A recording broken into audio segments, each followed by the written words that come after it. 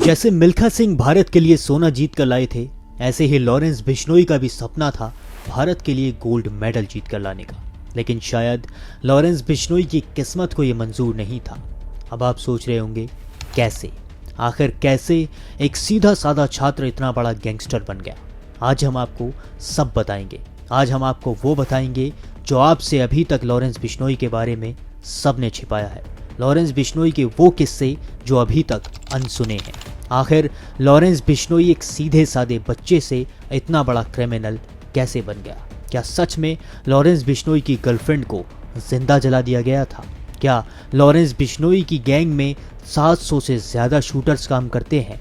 Lawrence Bishnoi jail में बैठकर इतनी बड़ी गैंग को ऑपरेट कैसे करता है? तो इसके लिए हमें शुरुआत करनी पड़ेगी लॉरेंस बिश्नोई के शुरुआती जीवन से। शुरुआत में लॉरेंस बिश्नोई एक सीधा साधा बच्चा हुआ करता था। ये स्कूली पढ़ाई में भी बहुत अच्छा था। ये हमेशा स्कूल में अच्छे नंबर लाता था। लॉरेंस बिश्नोई के बारे में कहा जाता है कि इसने कभी भी किसी भी बच्चे से एक छोटी सी लड़ाई तक नहीं की थी। लॉरेंस बिश्नोई के माता पिता चाहते थे कि हमारा बच्चा पढ़ लिख कर एक अच्छा इंसान बने, और लॉरेंस बिश्नोई एक अच्छा इंसान बनने के लायक भी था। लॉरेंस बिश्नोई के पिता एक सीधे साधे इंसान थे। लॉरेंस बिश्नोई के पिता हरियाणा पुलिस में कांस्टेबल के पद पर तैनात थे। रिटायरमेंट के बाद इन्होंने अपनी खेती संभालनी शुरू कर दी और आज की तारीख में ये किसान हैं। अब हम आपको बताते हैं कि लॉरेंस बिश्नोई एक इतना बड़ा क्रिमिनल आखिर बन कैसे गया। तो शुरुआत में जैसा कि मैंने आपको बताया कि लॉरेंस बिश्नोई एक सीधा साधा बच्चा था। स्कूल में ये बहुत अच्छा था, लेकिन जब इसने स्कूली पढ़ाई पूरी की और चंडीगढ़ के डीएवी कॉलेज में एडमिशन लिया, यहीं से असली कहानी शुरू होती है। यहीं से कहानी शुरू होती है लॉरेंस बिश्नोई के क्रिमिनल बनने की। यहीं से हमें पता चलेगा कि एक कानून की पढ़ाई करने वाला लड़का आखिर कानून तोड़ने वाला इंसान कैसे बन गया। इसने चंडीगढ़ के डीएवी कॉलेज में एडमिशन लेकर लॉ करने की ठानी। लॉरेंस बिश्नोई लॉ का स्टूडेंट था। ये बीए एलएलबी कर रहा था। तभी इसके कॉलेज में बहुत सारे दोस्त बने। इसका एक पक्का दोस्त बना जिसका नाम था गोल्डी बराड़, जो आज की तारीख में लॉरेंस बिश्नोई का खास गुर्गा भी है। इन सभी ने सोचा कि क्यों ना कॉलेज के इलेक्शन लड़े जाएं, और फिर लॉरेंस बिश्नोई ने भी सोच लिया क्यों ना कॉलेज के इलेक्शन लड़े जाएं और डीएवी कॉलेज का प्रेसिडेंट बना जाए। इन्होंने फिर एक ऑर्गेनाइजेशन बनाया जिसका नाम था student organization of Punjab university, यानी कि सोपू। जिसके बाद इन सभी ने इलेक्शन में ध्यान लगाना शुरू कर दिया, खूब प्रचार किया। ये सब सोच रहे थे कि हम चुनाव जीत जाएंगे और लॉरेंस बिश्नोई डीएवी कॉलेज का नया प्रेसिडेंट होगा। लेकिन हुआ इसका उलट। लॉरेंस बिश्नोई ये इलेक्शंस हार गया और ये हार लॉरेंस बिश्नोई पचा नहीं पाया, जिसके बाद अपोजिशन से खूब विवाद हुआ। और ऐसा कहा जाता है, ऐसी कई जगह खबरें भी छपी हैं कि इसी विवाद में लॉरेंस बिश्नोई की गर्लफ्रेंड को, जो उसकी स्कूल से ही दोस्त थी और स्कूली पढ़ाई करने के बाद इन दोनों ने डीएवी कॉलेज में एडमिशन लिया था, इन दोनों ने ये भी सोचा था कि आगे चलकर हम दोनों शादी कर लेंगे। उसी लड़की को जिंदा जला दिया गया था, ऐसा कहा जाता है। हालांकि मैं इस खबर की पुष्टि नहीं करता हूं, लेकिन ऐसी खबरें मीडिया रिपोर्ट्स में छपी हुई हैं कि लॉरेंस बिश्नोई की गर्लफ्रेंड को इसी विवाद के चलते जिंदा जला दिया गया था, जिसके बाद लॉरेंस बिश्नोई का खून खौल गया। वो अंदर से आग बबूला हो चुका था और उसने अपनी गर्लफ्रेंड के सभी हथियारों पर गोलियां चला दी और उन्हें जान से मार दिया। इसी के बाद पहली बार 2012 में लॉरेंस बिश्नोई जेल गया था, लेकिन कुछ दिन जेल में रहने के बाद लॉरेंस बिश्नोई जमानत पर जेल से बाहर आ जाता है।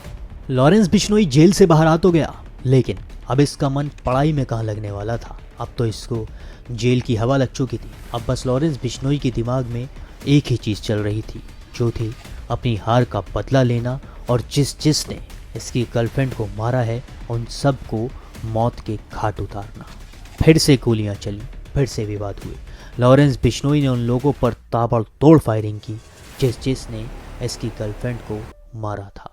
फिर से लॉरेंस बिश्नोई की गिरफ्तारी हुई, लेकिन कई बार लॉरेंस बिश्नोई पुलिस को चकमा देकर उसके हाथ से निकलकर भाग गया। लेकिन 2014 में लॉरेंस बिश्नोई की ऐसी गिरफ्तारी होती है जिसके बाद लॉरेंस बिश्नोई आज तक, यानी 10 साल बाद भी जेल से बाहर नहीं आया है। लॉरेंस बिश्नोई 2014 से जेल के अंदर ही बैठकर अपनी गैंग को ऑपरेट कर रहा है।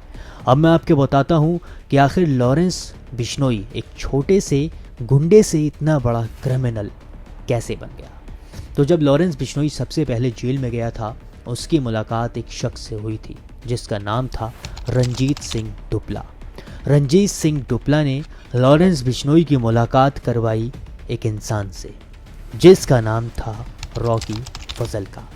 रॉकी फजलका ने जब लॉरेंस बिश्नोई को बार बार जेल आते जाते देखा तो रॉकी फजलका समझ चुका था कि इस लड़के के अंदर कुछ तो बात है, क्योंकि लॉरेंस बिश्नोई की आंखों में डेयरिंग दिखती थी।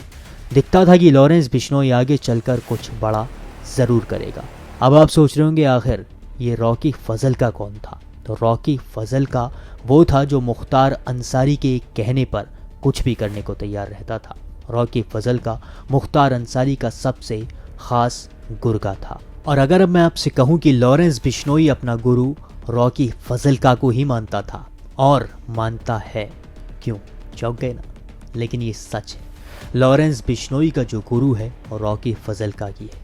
अगर उस वक्त रॉकी फजलका ने लॉरेंस बिश्नोई पर भरोसा ना जताया होता तो आज लॉरेंस बिश्नोई शायद इतना बड़ा गैंगस्टर ना होता। रॉकी फजलका ने ही लॉरेंस बिश्नोई को सब कुछ सिखाया था, उसकी बड़े बड़े लोगों से मुलाकात कराई थी, उसे बताया था कि जेल से कैसे अपनी गैंग को ऑपरेट किया जाता है, जेल में बैठकर कैसे बड़े बड़े क्राइम्स किए जाते हैं। तभी से लॉरेंस बिश्नोई ने ठान लिया था कि उसे अब अपनी गैंग को जेल से ही ऑपरेट करना है। धीरे धीरे लॉरेंस बिश्नोई का नाम बड़ा होने लगा। सिद्धू मूसेवाला हत्याकांड की साजिश लॉरेंस बिश्नोई ने जेल से ही बैठकर रची थी। इसमें उसके सबसे खास गुर्गे का हाथ था जिसका नाम था गोल्डी बराड़। गोल्डी बराड़ ने ही सोशल मीडिया पर यह जानकारी दी थी कि हमने सिद्धू मूसेवाला की हत्या कर दी है, हम ही उसकी हत्या की जिम्मेदारी लेते हैं। लॉरेंस बिश्नोई के दो खास गुर्गे हैं, या कह लीजिए दो खास यार हैं। सबसे पहला जो मैंने आपको बता दिया है वो है गोल्डी बराड़, और दूसरा अनमोल बिश्नोई जो कि लॉरेंस बिश्नोई का सगा भाई है। अनमोल बिश्नोई लॉरेंस बिश्नोई का छोटा भाई है। अनमोल बिश्नोई का नाम सिद्धू मूसेवाला हत्याकांड में भी आया था, सलमान खान के बाहर फायरिंग में भी आया था, और बाबा सिद्दीकी हत्याकांड में भी अनमोल बिश्नोई का ही नाम आया है। अनमोल बिश्नोई इस वक्त यूएसए में है। वो जितने भी शूटर्स हैं सबकी वित्तीय मदद करता है, किसको कहाँ रहना है अनमोल बिश्नोई ही बताता है, और इसको सारे ऑर्डर्स जेल में बैठकर देता है लॉरेंस बिश्नोई। लॉरेंस बिश्नोई जो कहता है वो होता है। लॉरेंस बिश्नोई गोल्डी बराड़ को कहता है ये करो तो गोल्डी बराड़ वही करता है। लॉरेंस बिश्नोई अनमोल बिश्नोई से कहता है इसकी हत्या करनी है तो अनमोल बिश्नोई वही करता है। अनमोल बिश्नोई अब इतना ख़तरनाक हो चुका है कि उस पर एनआईए यानी कि नेशनल इन्वेस्टिगेशन एजेंसी ने 10 लाख रुपए का इनाम रख दिया है। ये इस वक्त यूएसए में है और अभी तक इसको भारत लाया नहीं जा सका है।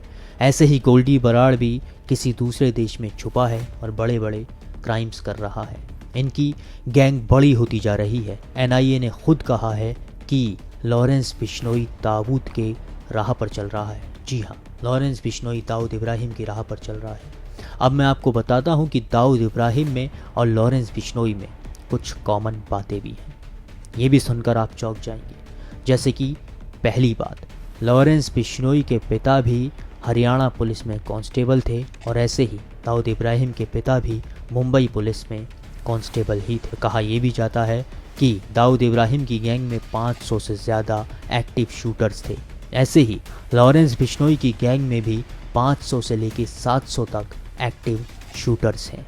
अब मैं आपको बताता हूं कि लॉरेंस बिश्नोई जेल में बैठकर अपने इस इतनी बड़ी गैंग को ऑपरेट कैसे करता है। तो लॉरेंस बिश्नोई जेल के अंदर बैठ के अपने दिमाग में पूरा प्लान रचता है, जिसके बाद वो बाहर फ़ोन करता है और पूरे प्लान की जानकारी देता है, और फिर उस प्लान को सच करते हैं लॉरेंस बिश्नोई के साथी, जैसे कि अनमोल बिश्नोई, सचिन बिश्नोई और गोल्डी बराड़। ऐसे ही लॉरेंस बिश्नोई के बहुत सारे भरोसेमंद साथी हैं जो कि लॉरेंस बिश्नोई के एक कहने पर सब कुछ करने को तैयार रहते हैं।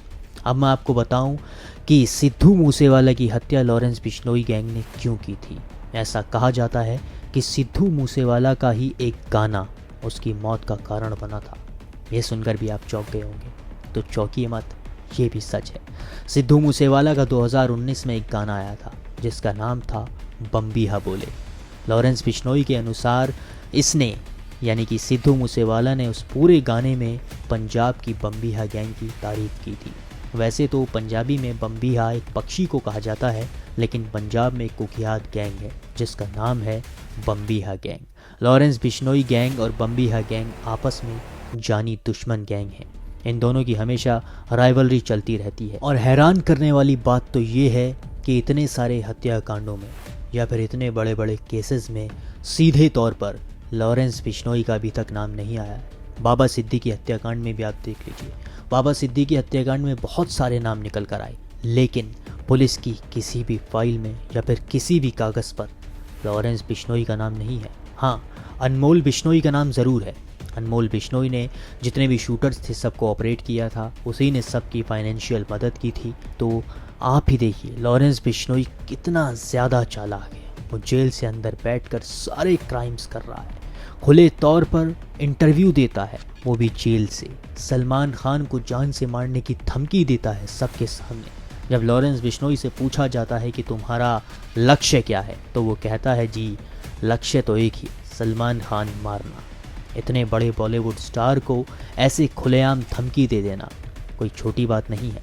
और साबरमती जेल में बैठकर, नहीं साबरमती जेल में नहीं, पंजाब जेल में था उस टाइम लॉरेंस बिश्नोई, पंजाब जेल में बैठकर इंटरव्यू देना, वो भी एक नेशनल टेलीविज़न को, ये भी कोई छोटी बात नहीं है।